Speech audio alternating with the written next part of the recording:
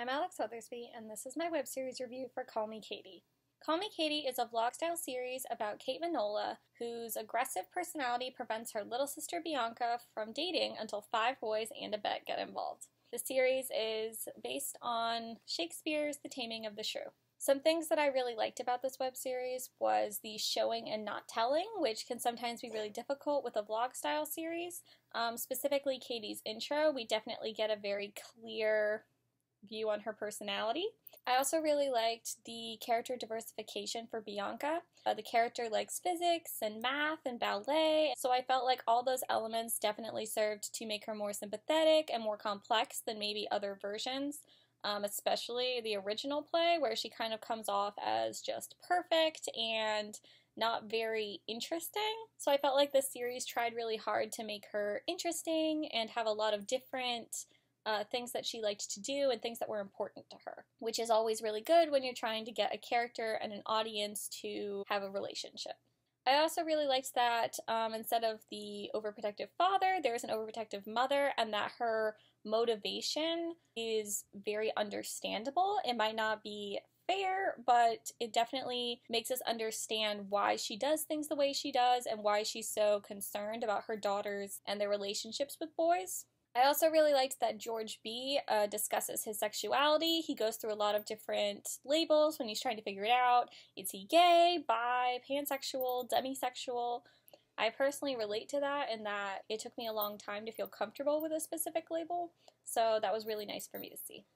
Some things that I disliked about this web series were audio issues and the lack of subtitles, especially when shot in the outside ambiance where there's a lot of extra noise that you can't really control, especially with wind. There's a hissing that can make dialogue really hard to hear. And then when characters are talking on the phone, so we can't really hear the responding person.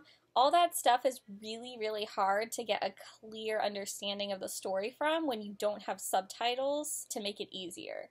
And for a lot of people, especially people who have hearing impairments, that can make the web series itself completely inaccessible if chunks of the story are getting lost. I felt that Peter and Katie's friendship didn't really appear gradual enough to me. I didn't see it personally as building blocks that slowly led into something more. I understand that with vlog style series, a lot of stuff can happen off camera, but it just was difficult for me to understand how they went from hating each other to becoming friends to potentially something more. I also found Peter in particular very unlikable, which I know is at least partly intentional. Just as a character, he was not likable for me, so I wasn't really rooting for him in any way. And a particular element that bothered me was when he kisses Katie. It doesn't really get dealt with the same seriousness as it does when Harry does the exact same thing to Bianca, whereas that's viewed very clearly as assault and that Harry is completely out of line. I feel like with Peter and Katie, because his intentions are different, that they view the impact as being lessened. But the important thing to remember is just because you don't intend for something to be harmful doesn't mean that it's not. And I wish that the impact of that on Katie had been treated the same way. In general, I just hate the shut up kiss. Obviously, it's been done like 1,000,001 times in like all different kinds of media. But I think what I dislike about the shut up kiss is that it assumes that someone's emotions are so overpowering and overwhelming that they just can't help but transgress another person's boundaries to express it. And that's inherently problematic to me as somebody who deals with a lot of sexual assault advocacy and violence prevention. I feel that if someone's upset with you, then you need to respect their space. You don't need to try and overrun that space in the hopes that the sincerity of your emotion will make them stop being frustrated with you.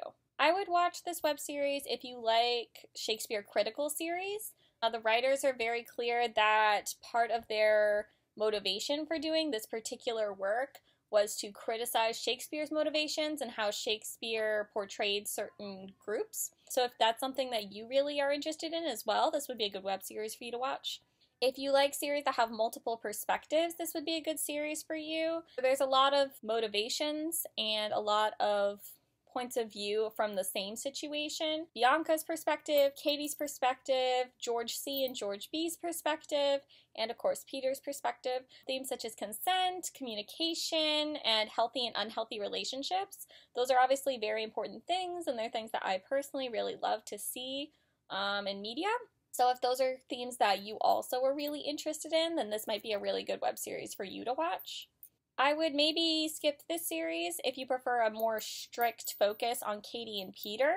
Bianca has a lot of screen time, and her and Katie's relationship and her relationship with the boys in the play is focused on a lot in this series. So if you prefer Katie to be more of a main character and Bianca to play more of a side role, then this might not be the series for you.